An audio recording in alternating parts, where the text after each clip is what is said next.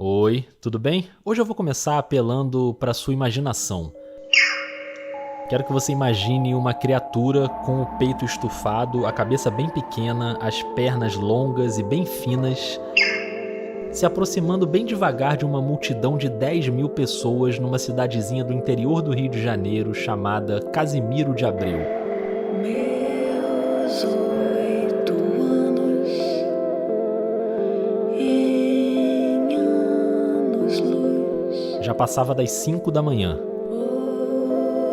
8 de março, 2 anos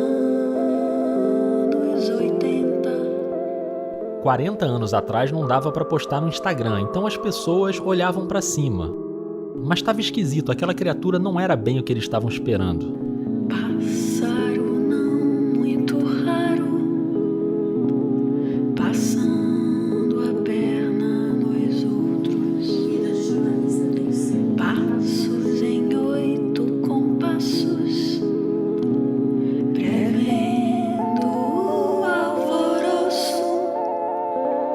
Socorro, socorro.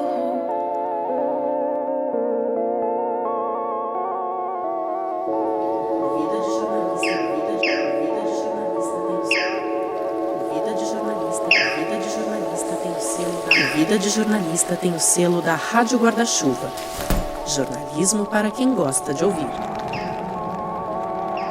População dividida, uns acreditam, outros não. Às 5h20 da manhã, marcou-se a tal reunião. Memórias é uma série do podcast Vida de Jornalista. Aqui a gente volta ao passado para reviver coberturas históricas conversando com quem esteve lá. Hoje a nossa data é 8 de março de 1980, quando milhares de humanos se reuniram para recepcionar um disco voador vindo de Júpiter. E olha, quem foi nunca mais vai esquecer o rolê aleatório daquela madrugada.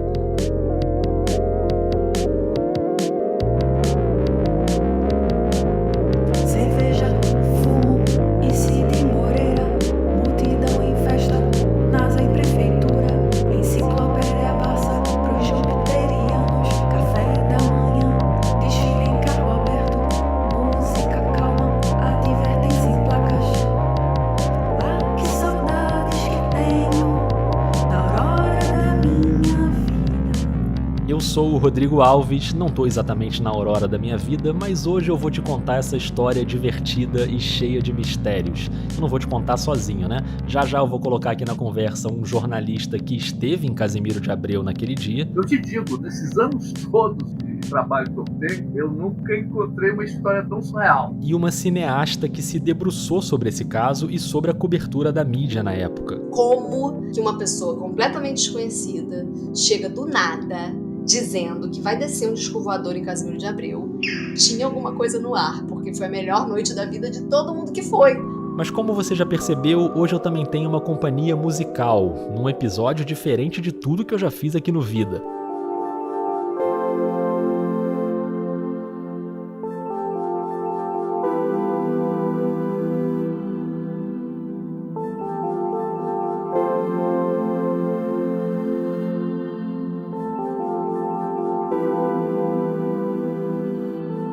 Quem conduz essa jornada comigo é a Lulina, uma cantora e compositora pernambucana que eu adoro e eu sei que ela adora os temas alienígenas. Então a nossa combinação hoje é a seguinte: eu vou contando a história com a locução, com as entrevistas, com os áudios da época, e a Lulina vai cantando a história com música que ela compôs especialmente pra gente. É como se tivesse um álbum da Lulina inteiro aqui dentro desse episódio. Então relaxa, ajusta o seu fone de ouvido e, por via das dúvidas, se você puder, vai olhando para cima de vez em quando.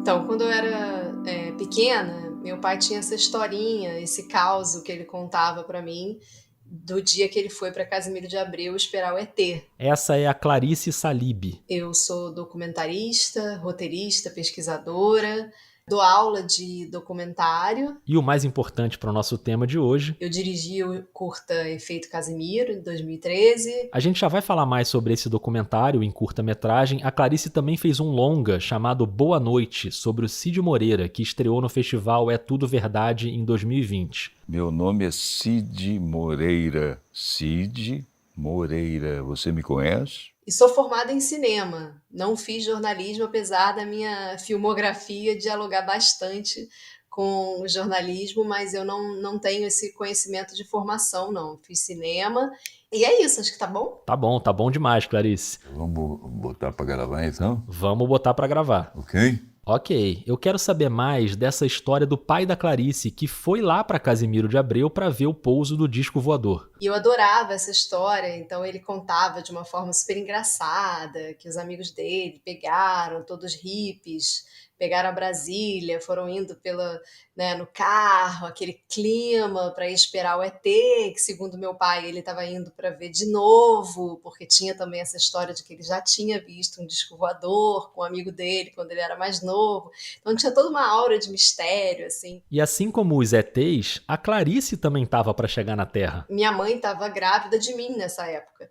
Então eu nasci 2 semanas depois dos ETs da história de Casimiro. Então é muito engraçado, né? Porque ainda tem isso, né? 24 de março e o ET estava marcado para chegar dia 8 de março. 8 de março de 1980. Anota aí que eu já vou te levar para aquele dia. Mas então, 2 semanas depois a Clarice nasceu, alguns anos depois ela passou a ouvir a história contada pelo pai. E corta para 20 e poucos anos depois, eu na faculdade de cinema tinha que fazer sabe esses projetos de final de curso? Você tem que inventar um projeto? Eu falei, eu vou fazer um documentário sobre isso. E ela fez, em 2001. Ficou horroroso, super mal feito. Então a gente dá mais um salto no tempo até 2012, quando uns amigos da Clarice que tinham uma produtora inscreveram o doc num edital, e rolou. E eu achei muito incrível que como que nesses 11 anos ninguém fez nada sobre esse caso.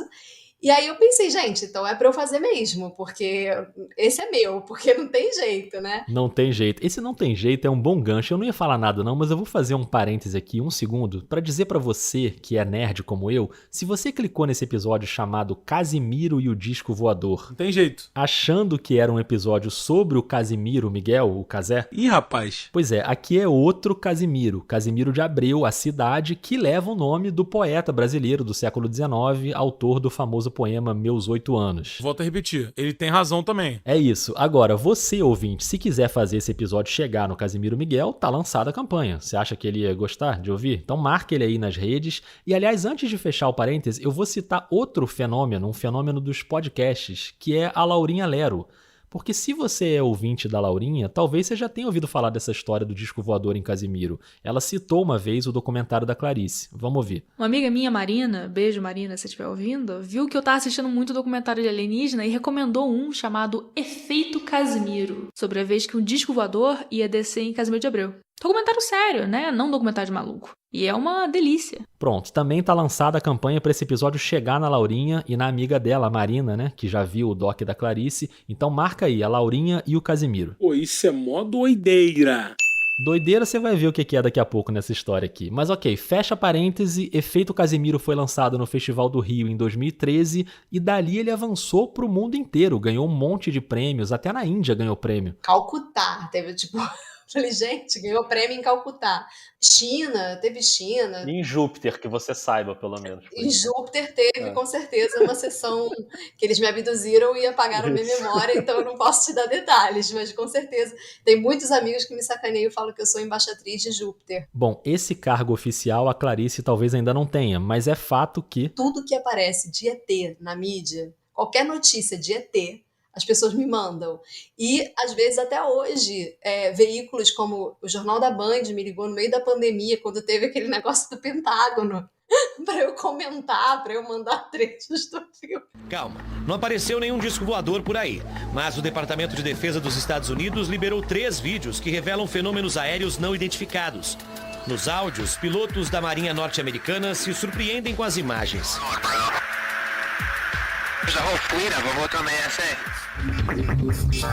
Curta-metragem Efeito Casimiro, lançado em 2013, voltou ao local que reuniu cerca de 10 mil curiosos à espera dos extraterrestres. Olha, gente, eu virei uma especialista em ufologia. Eu não sou ufóloga. Clarice não é ufóloga, mas naturalmente vai ter um ufólogo nessa história. E aí eu pergunto pra você que tá ouvindo. Você acredita em vida fora da Terra? Não necessariamente um alien verde com anteninha que vem visitar a gente, mas vida num outro planeta, numa outra galáxia, qualquer tipo de vida. O que você acha? Enfim, o fato é que aqui a gente não vai fazer nenhum juízo de valor, do mesmo jeito que a Clarice tratou no documentário, ela tratou o tema com respeito, e é o que a gente vai fazer aqui também. Então, bora voltar para 1980, em Casimiro de Abreu?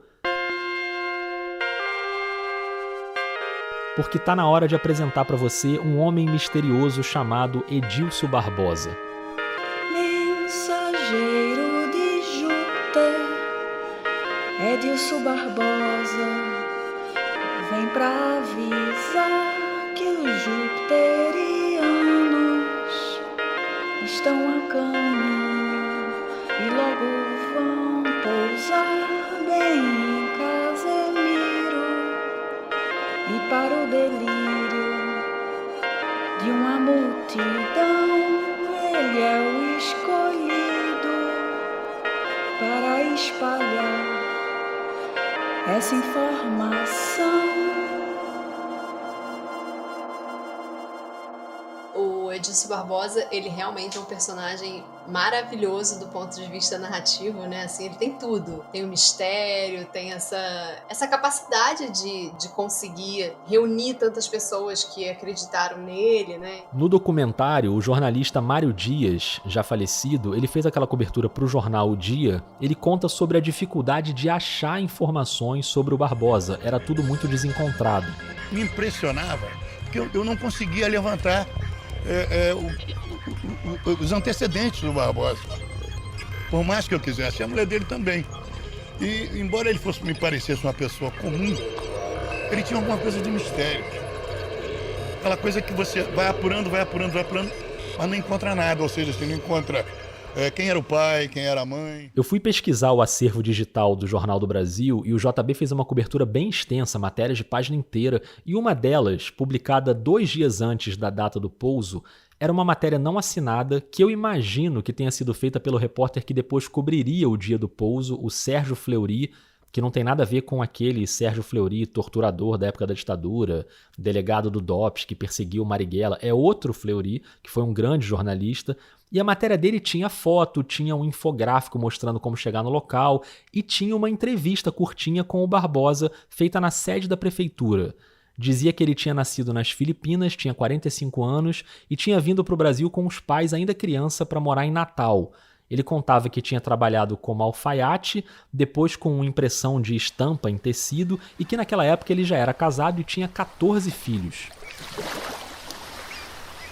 Mas o primeiro contato extraterreno dele teria sido em 1955, na Praia de Touros, no Rio Grande do Norte. Ele serviu o exército na época e ele e uns amigos acharam na praia uma esfera muito quente, com meio metro de diâmetro. Eles colocaram no carro para levar para o quartel e o motor do carro não ligava de jeito nenhum.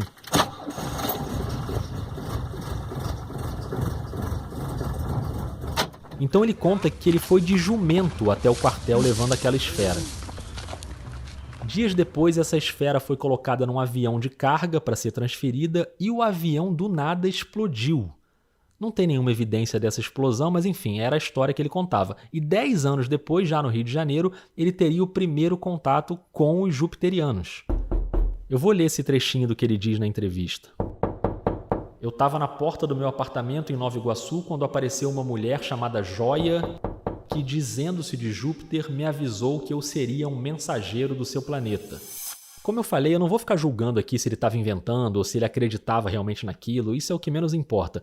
Mas ele até se colocava à disposição para passar por detector de mentiras. Me submeta a qualquer tipo de teste. Eu não acredito que ele estivesse mentindo. Isso não quer dizer que seja verdade o que ele está falando, mas mentir e fantasiar são coisas diferentes. Ele podia estar acreditando no que ele estava falando e isso não ser verdade. Mas eu digo assim, sabe essa coisa de tipo assim, ai cara, vou inventar uma mentira aqui para conseguir fazer aquilo outro, aí pensa. Eu não acho. Eu acho que ele tinha alguma coisa lá das coisas dele, dos mistérios da vida dele, e ele realmente acreditava naquilo. Isso é a minha hipótese, tá? Pode estar completamente errada. A minha hipótese é que ele realmente acreditava em tudo que ele estava falando. E só por isso que ele conseguiu convencer todo mundo.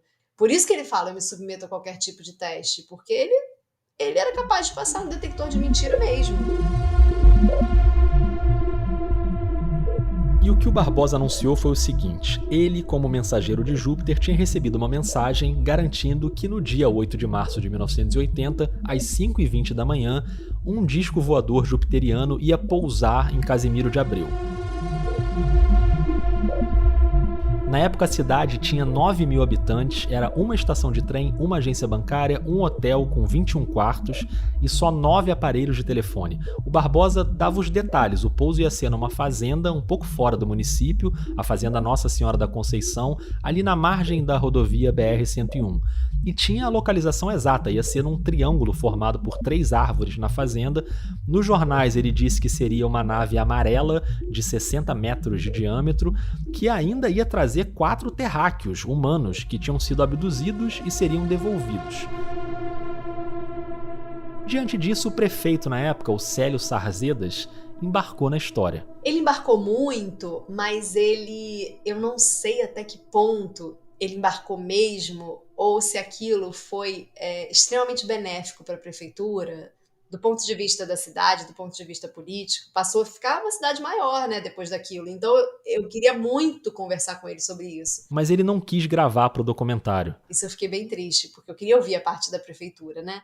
Tem até a história de que a prefeitura chegou a comprar uma enciclopédia Barça. Naquela época não tinha Wikipédia, né? A gente se informava com enciclopédias de papel, encadernadas, enormes. E a Barça era a mãe das enciclopédias. Então tava lá um volume que seria entregue para os ETs numa cerimônia para eles entenderem melhor o que é o planeta Terra. A enciclopédia Barça, que a prefeitura teria comprado para dar de presente para os ETs, parece piada, mas ela existe, ela tá lá no Museu de Casimiro de Abreu. O prefeito realmente montou toda uma programação e ele acabou sendo tratado como piada também. Ele não quis dar entrevista porque eu acho que ele se sentiu meio chacota. Essa repercussão enorme que se transforma em chacota tem muito a ver com o papel do jornalismo nessa história.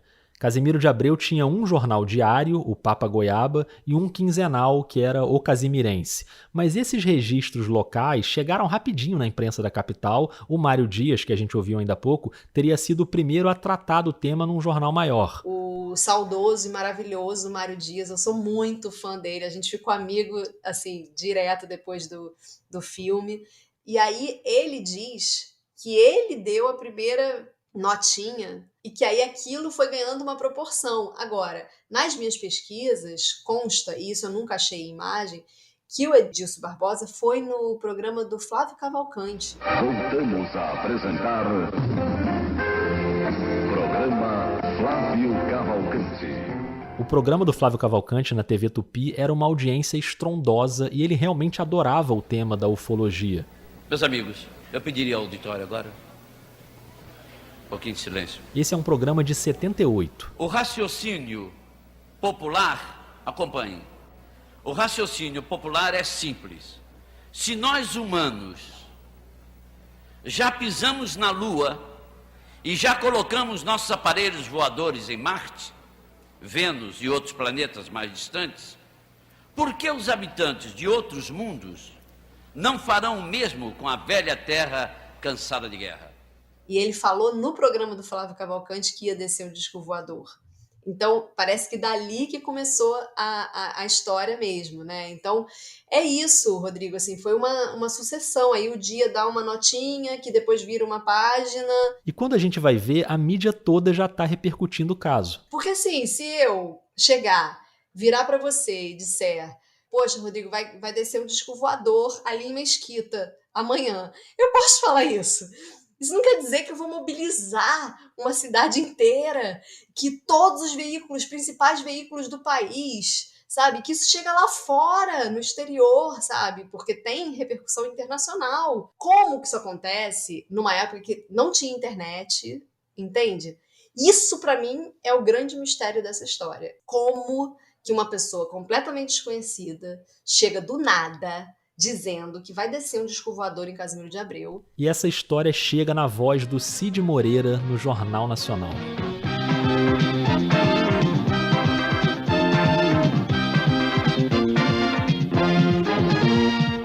Expectativa em Casimiro de Abreu, uma pequena cidade da região leste do estado do Rio. Dizem que amanhã um disco voador vai pousar lá. Imagina, né? Assim, a maioria das pessoas acha que a verdade está ali é a voz da verdade, né? Isso foi na edição do Jornal Nacional na sexta noite e o pouso estava previsto para aquela madrugada, já amanhecendo às 5h20 de sábado. Dizem que amanhã... Você imagina a quantidade de gente que caiu na estrada. Um disco voador vai pousar lá. Então tá na hora de chamar pra conversa um jornalista que caiu na estrada naquela sexta-noite. E ele nem foi pra cobrir não, hein? Não fui cobrir. Fui um repórter incidental, entendeu?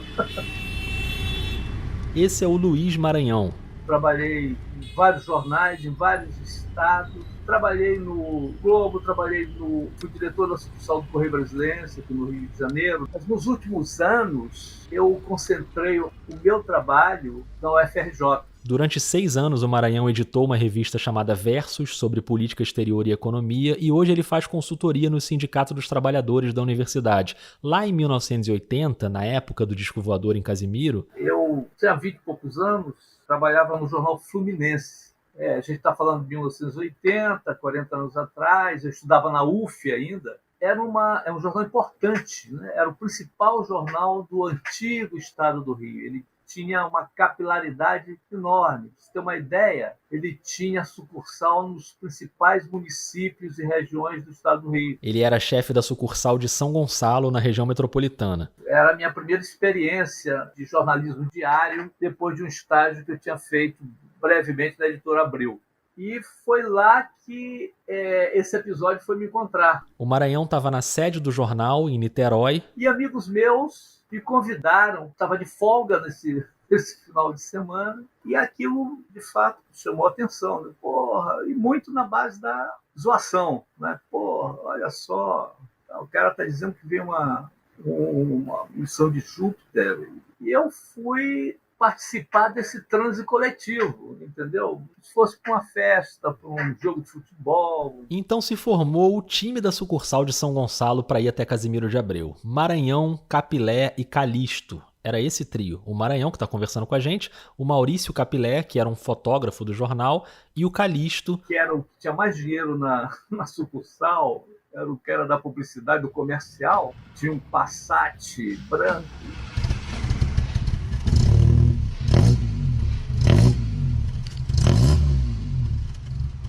Vamos lá, vamos curtir e tal. Programão, né? Você ir para uma aventura muito original, né? Você vai para onde? Vou ver o pouso de uma nave espacial. Olha que coisa mais curiosa, né?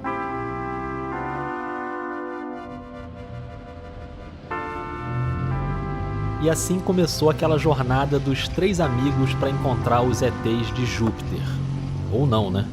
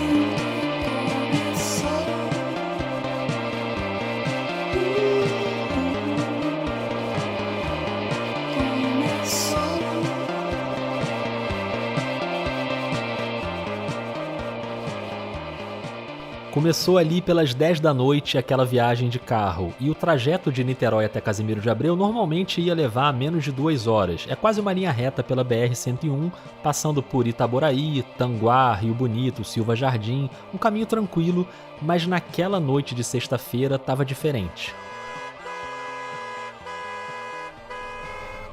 A BR-101 estava interditada com engarrafamento. Grande perplexidade você vê alguns quilômetros de estrada ocupada por carros que tinham se deslocado até lá. A sorte é que eles estavam preparados. Então nós levamos uma garrafa de uísque e algumas cervejas. Eu nem perguntei se eles já abriram os trabalhos ali no engarrafamento, até porque o Calixto estava dirigindo, né? Mas não importa, esse não é o nosso tema. O negócio era chegar lá. E depois de todo esse trânsito, você acha que o Passat branco ia deixar o povo lá na cara do gol, tipo do lado da pista de pouso? Nada disso. Nós tivemos que estacionar o carro bastante antes da entrada e tivemos que caminhar esses quilômetros todos até chegar na porteira da fazenda, onde tinha vendedor de cerveja, pipoca. Água, cerveja, água. Aí mesmo que eles não tivessem levado nada, tinha tudo ali. Tinha ali uma quermesse se formando. Isso te surpreendeu encontrar esse cenário lá cheio? Assim? Muito, muito. Você não imaginou que o fato fosse mobilizar tanta gente. E assim, muito assim na zoação, mas vai que é verdade. Vai que, nunca se sabe, né? Eu acho que sair de Júpiter num disco voador não deve ser muito simples. A decolagem deve ser meio traiçoeira, porque em Júpiter não tem chão. É um planeta gasoso, só tem gás. E é um lugar espetacular, né? Eu, se morasse em Júpiter, não ia querer sair de lá pra nada. Um planeta que tem 79 luas. Imagina, você ficar olhando pro céu. E uma dessas luas, a Europa, aí sim é considerado o lugar do sistema solar, além da Terra, com mais chance de ter vida. Porque essa lua é coberta de gelo, e embaixo desse gelo provavelmente tem um oceano de água salgada, água líquida. Então pensa aí, se não tem uns bichinhos lá no fundo. Hein?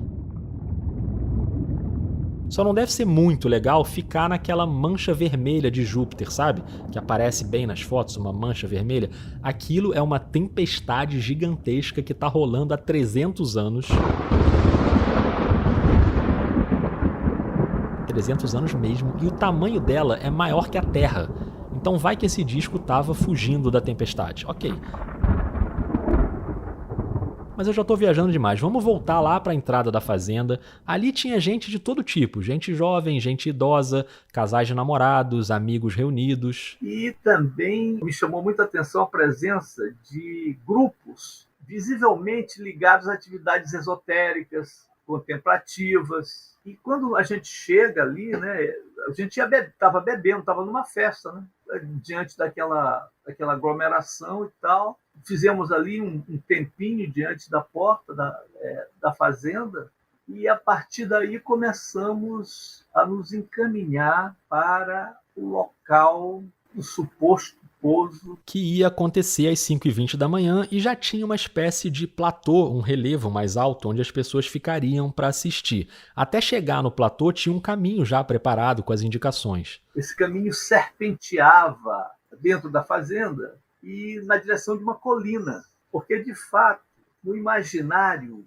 né, de um espaço para um disco voador pousar, você tinha um vale cercado no caso da lei de montanhas, de pequenos morros, né? E nesse vale estavam as 3 árvores, formando aquele triângulo, ali é que o disco ia pousar.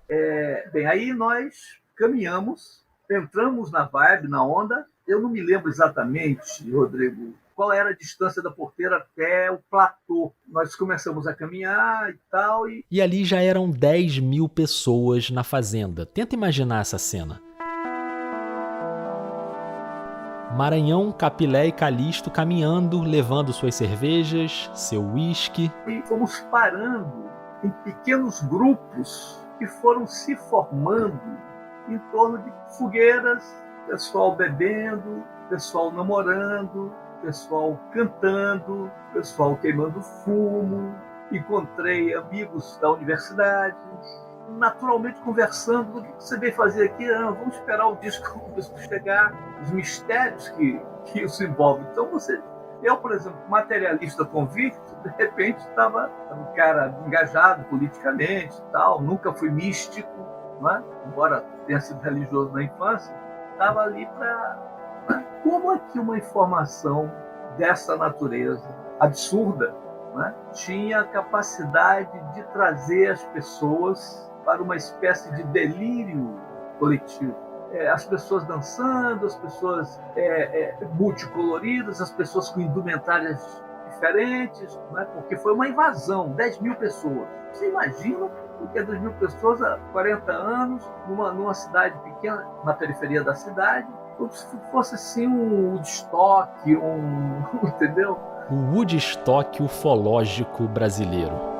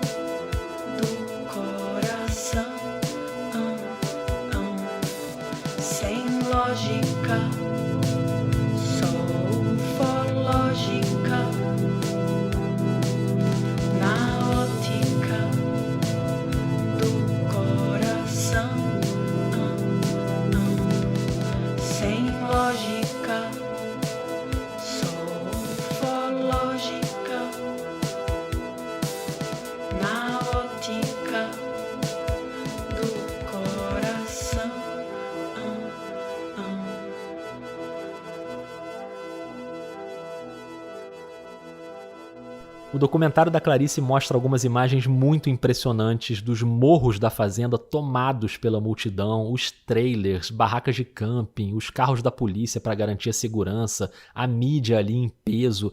Era realmente um grande evento, que teve até uma cartilha elaborada pela equipe de coordenação do contato com os jupiterianos. Foi publicada nos jornais, dizendo o que podia e o que não podia fazer. Eram 14 mandamentos. Deixa eu ler aqui, vamos lá. 1. Estacionar sem interditar a BR-101. Ok. 2. Não impedir a entrada da fazenda, pois ambulâncias e viaturas policiais devem transitar. 3. Não ingerir bebidas alcoólicas. Aí já complicou. Essa é muito, muito engraçado, né? Porque chegamos lá doidões, entendeu? Havia muita turma, a turma que entrou na viagem ligadaça. Seguindo na cartilha, 4. Levar sua própria alimentação e água. 5. Usar botas. 6. Não levar crianças. 7. Não fazer fogueiras. Essa aí já era também. E tinha mais. Recomendações metafísicas, assim, não se emocione, fique calmo. 8. Silêncio. 9. Seja calmo. 10. Não corra. 11. Não ultrapasse as placas de advertência. 12. Não entre com nada metálico. 13. Como disse o Maranhão, procure dominar suas emoções. E 14. Seja gentil. Achei fofa essa. Quando o jupiteriano chegar, seja gentil. Não vai fazer a Terra passar vergonha, né? Vamos fazer bonito com as visitas. Havia toda uma preparação, um ritual de recepção para o grupo de extraterrenos que ia pousar, desfilar no carro de bombeiros, ir até o centro da cidade, visitar o prédio da prefeitura, visitar a Câmara. E isso sendo levado a sério por autoridades. A Telerge, na época, que era a companhia de telefone, instalou orelhões na fazenda. Você, jovem ouvinte, já usou um orelhão? Sabe o que é um orelhão? Esse ícone da comunicação e do design. É um telefone público coberto por uma cabine que parece uma orelha gigante ou um ovo cortado ao meio. E o ovo foi a referência mesmo, você sabia? A casca do ovo foi a inspiração da criadora do orelhão, a arquiteta Xu Ming Silveira, uma chinesa que veio para o Brasil ainda criança. Vida de jornalista também é cultura, né? Bom, voltando, porque a madrugada avançava. A hora foi se aproximando, as pessoas foram... Havia recomendação de silêncio, né? 10.000 pessoas em silêncio.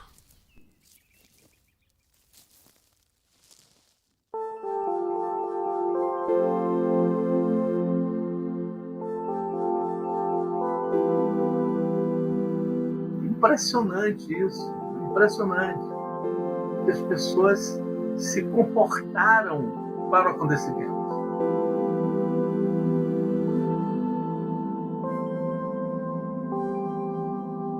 Eis que finalmente deu 5h20 da manhã. E agora? Chegou a hora de olhar para cima.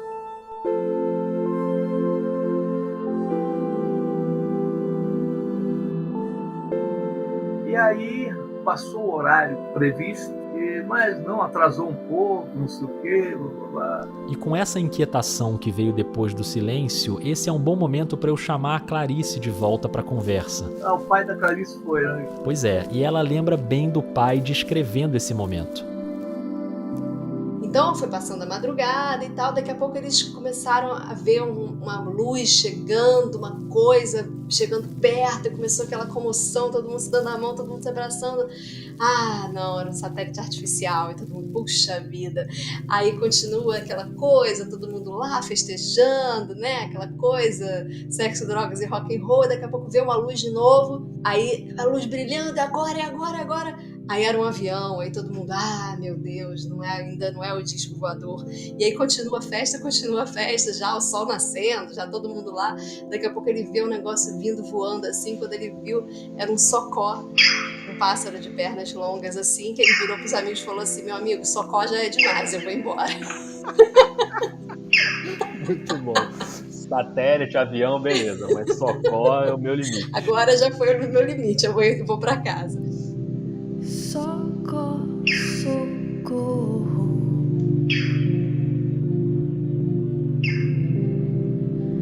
Raios de sol. Então, de repente, a ilusão se desfez. O pouso vira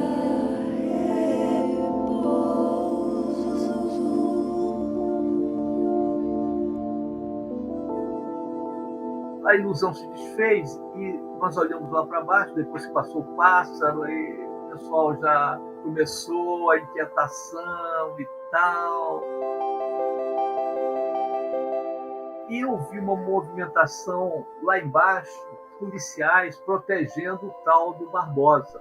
E o Barbosa, hein? 10.000 pessoas reunidas esperando o pouso do disco e no máximo deu para ver um avião, um socó de pernas longas.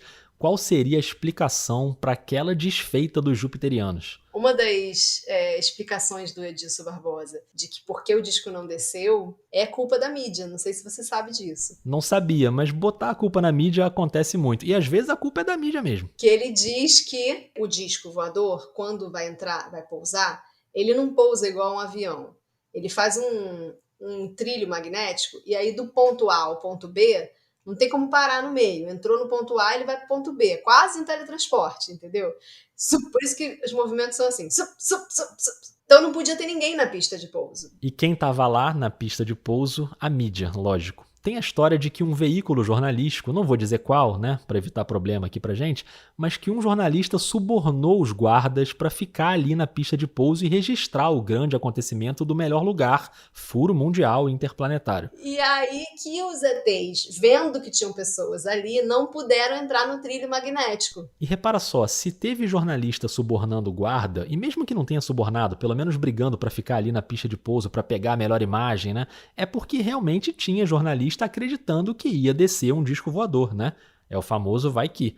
Mas segundo Barbosa, essa intromissão fez o pessoal de Júpiter desistir. para não causar um acidente. Inclusive, eles teriam dito para o Barbosa que não pode ter nessa região nenhum tipo de voo ali, de helicóptero, de avião, porque o trilho magnético estava lá. E vai cair. Se passar por ali, vai cair. E aí, o que se diz também é que caiu um helicóptero na Bacia de Campos. E caiu mesmo. Eu achei as matérias no Jornal do Brasil. Isso foi 2 semanas depois. A alguns quilômetros de Casimiro de Abreu, foi um helicóptero que levava trabalhadores de uma plataforma submarina da Bacia de Campos. Morreram 14 pessoas. E o próprio Barbosa se envolveu numa consequência trágica e ele mesmo anunciou o que ia acontecer numa conversa com o Mário Dias, o repórter. O Mário conta essa história no documentário. Vamos ouvir. Então o Barbosa me chama num canto, lá, não na fazenda, mas num hotel lá, que nós estávamos hospedados, e disse, olha, eu recebi a seguinte informação deles. Eu vou perder uma das pernas, me parece a perna esquerda, daqui a 2 meses e tal. E logo depois vou perder a perna direita e em seguida eu vou morrer. Tudo isso de fato acontece nos meses seguintes. O filme mostra fotos do Barbosa com a perna amputada e pouco depois ele morre. Tudo bem que também aparece uma página de jornal dizendo que ele era diabético, então talvez isso possa ter sido uma complicação da diabetes, né? Mas o fato é que naquele dia 8 de março, o Barbosa saiu da fazenda tranquilo. Ninguém tentou agredir ou xingar ou fazer qualquer cobrança. Podia ter algum risco da multidão ficar revoltada. Mas, incrivelmente, né, quer dizer, desse retorno, né, que as pessoas se dispersam como se fosse o fim de um show, de um espetáculo e tal. Não havia raiva nas pessoas. Você está entendendo? Foram se dispersando naturalmente, a gente foi descendo a montanha, a pequena colina, como fosse o desfecho que no inconsciente todo mundo ia absorver. E de uma certa maneira, muita gente ficou feliz com aquela noite, muito diferente, uma aventura. E os 3 amigos do Passat Branco? Qual foi o veredito de Maranhão, Capilé e Calixto? Saímos satisfeitos de ter vivido aquele momento. E essa foi a experiência do disco que não pousou.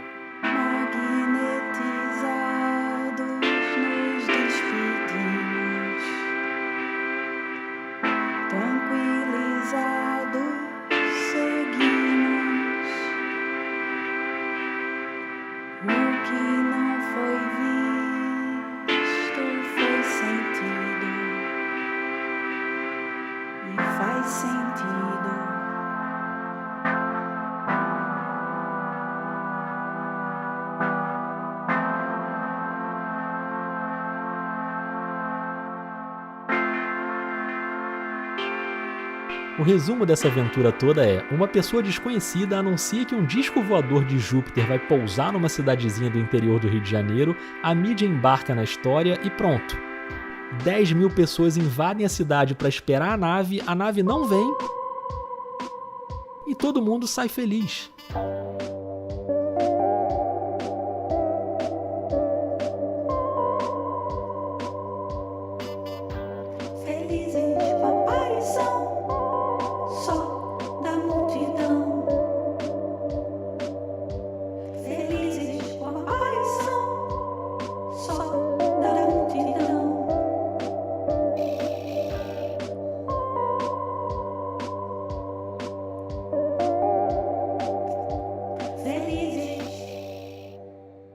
E você, tá feliz com essa história? O que você achou?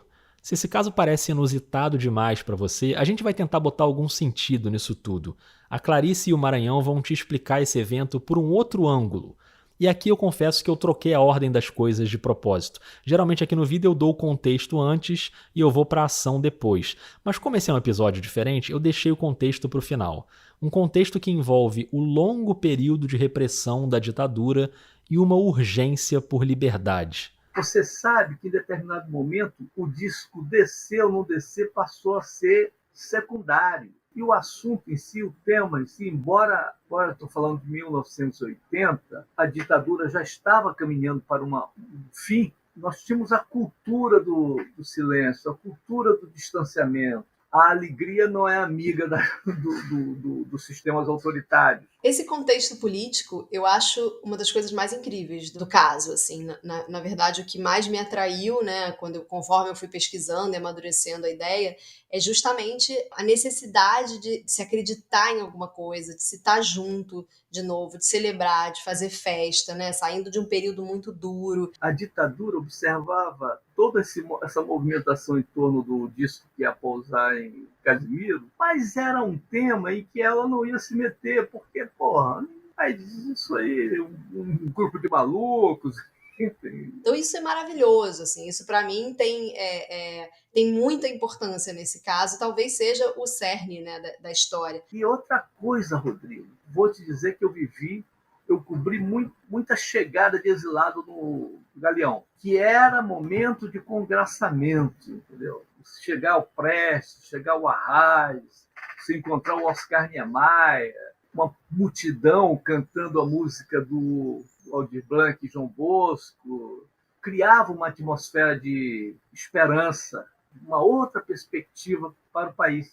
Sem discurso, era mais um sentimento. Então eu acho que esse ambiente ele se refletiu no que aconteceu em Casimiro de Abreu. Havia uma certa euforia. Foi um momento de luz, entendeu? Foi um momento com essa característica. Agora, é engraçado que quando eu fiz esse filme em 2013, eu falei dessa época da ditadura como se fosse uma coisa muito distante. Eu tinha uma ideia ali em 2013 que eu estava falando de algo que é muito do nosso passado, entendeu?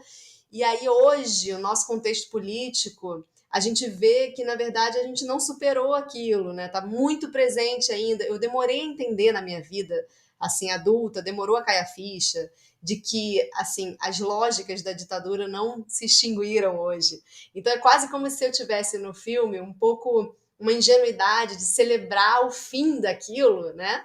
E aí, de repente, a gente está num cenário que está flertando seriamente com aquilo. Então, do quanto isso ainda está presente, né? Assim, o quanto isso não é algo num passado tão distante, né? Um material de arquivo que, se bobear, vira material vivo de novo, né? Totalmente, Clarice, totalmente. Esse medo é real de viver de novo o que viveu aquela geração nos anos 60 e 70. Ali no começo da década de 80, com o país começando a sair da ditadura e voltando a experimentar uma sensação de esperança, de liberdade, quem estava lá em Casimiro de Abreu não estava necessariamente preocupado com o disco voador. E quem captou muito bem isso naquela semana foi um mestre em entender o que se passa na nossa alma, um gênio das palavras, que naquela época escrevia no jornal toda quinta-feira. O poeta e cronista Carlos Drummond de Andrade era colunista do Jornal do Brasil e no dia 13 de março, 5 dias depois do não pouso do disco voador, a crônica semanal dele foi sobre esse tema. Carregada de poesia, claro, mas também de uma percepção de que aquelas 10 mil pessoas não estavam nem aí para Júpiter. Tanto que não viram quando a nave desceu. O disco pousou, eu vi. Voltei de Casimiro de Abreu sem frustração e cada vez mais convencido da existência de discos voadores. Me admira que a multidão atraída pelo anúncio tão positivo, tão sério do mensageiro de Júpiter não tenha tido olhos para ver o disco pousado no chão da fazenda e os tripulantes lá dentro dele fazendo sinais em todas as direções com o que se poderia chamar de braços não convencionais, extremidades móveis de grande flexibilidade e poder de comunicação. O povão não viu, ninguém viu, mas eu vi. Porque o próprio mensageiro de Júpiter retirou-se com o rabo entre as pernas, escoltado pela polícia, que no fundo tinha vontade de bater nele, como de praxe, mas se absteve. A nave extraterrestre fez o possível para se tornar entendida dos terráqueos, mas ninguém, absolutamente ninguém, deu mostra de compreender os nossos amáveis visitantes, que afinal bateram em retirada, provavelmente para nunca mais voltar, pudera. Não sou melhor do que os outros, mas tive a sorte de prestar atenção, isto é, de não prestar atenção e dormir na hora marcada para a descida da nave sideral. Certifico, foi esplêndido. Pobre de vocês, irmãos, que não distinguem na realidade o que se vê em sonho.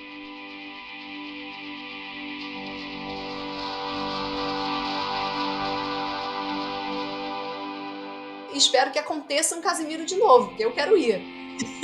Porque todo mundo diz que foi a melhor noite da vida deles. Isso sem exceção, entendeu? Eu te digo, nesses anos todos de trabalho que eu tenho, eu nunca encontrei uma história tão surreal. Então, se não tinha ET, se não tinha Jupiteriano, mas tinha alguma coisa no ar, porque foi a melhor noite da vida de todo mundo que foi. Então isso a gente tinha que ter direito de viver isso, você não acha?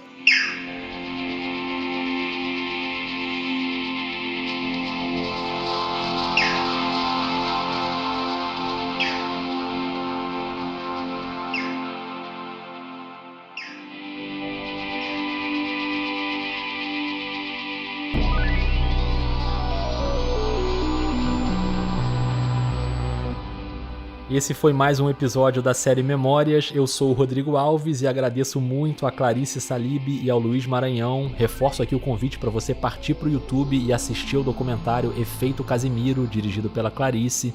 E também quero agradecer demais a minha parceira para contar essa história, a Lulina, que comprou essa ideia meio doida de fazer um episódio documental e musical ao mesmo tempo. Ela compôs toda a trilha sonora que você ouviu e continua ouvindo nesse episódio. Espero que você tenha gostado dessa mistura e busca aí, caso você não conheça, a obra da Lulina, que tem vários álbuns, todos sensacionais, uma grande, grande artista. E eu sempre te lembro que esse tipo de experimentação aqui no Vida só é possível graças à campanha de financiamento dos ouvintes. Então, muito obrigado aos apoiadores e às apoiadoras. A Lulina, inclusive, é uma apoiadora há bastante tempo. Hoje é um grupo com mais de 100 pessoas. E a gente precisa fazer esse grupo crescer para o Vida ganhar ainda mais independência de produção. Porque tirando a trilha sonora dessa série, eu faço todas as etapas sozinho, aqui num cantinho da minha sala. A pauta, as entrevistas, o roteiro, a locução, a edição, a sonorização. Isso dá muito trabalho, isso tem um custo. Então, se você gosta do podcast, se você acredita no que eu estou fazendo, por favor, considere apoiar mensalmente. Os planos estão no Catarse, no PicPay ou na Orelo. Se você não puder apoiar todo mês, tem a opção da doação pontual pelo Pix. Aceita as Pix? Ó o Casé aí de novo. A chave do Pix é o e-mail podcastvidadejornalista@gmail.com. Eu te lembro também que o Vida faz parte da Rádio Guarda-Chuva, ao lado de ótimos podcasts de jornalismo que você já conhece: Finitude, Põe na Estante, Rádio Escafandro, Afluente, Dissidentes, Pauta Pública, só podcast de altíssima qualidade, eu garanto, pode ir lá. Por favor, conta pra mim o que você achou do episódio. O Vida tá no Twitter e no Instagram com @vida_jornalista. Esse retorno é muito importante. Me conta o que você tá achando da série, me conta se você já viu um disco voador, me conta o que você quiser. E daqui a 2 semanas eu volto. Combinado? Um beijo, um abraço e até o próximo pouso.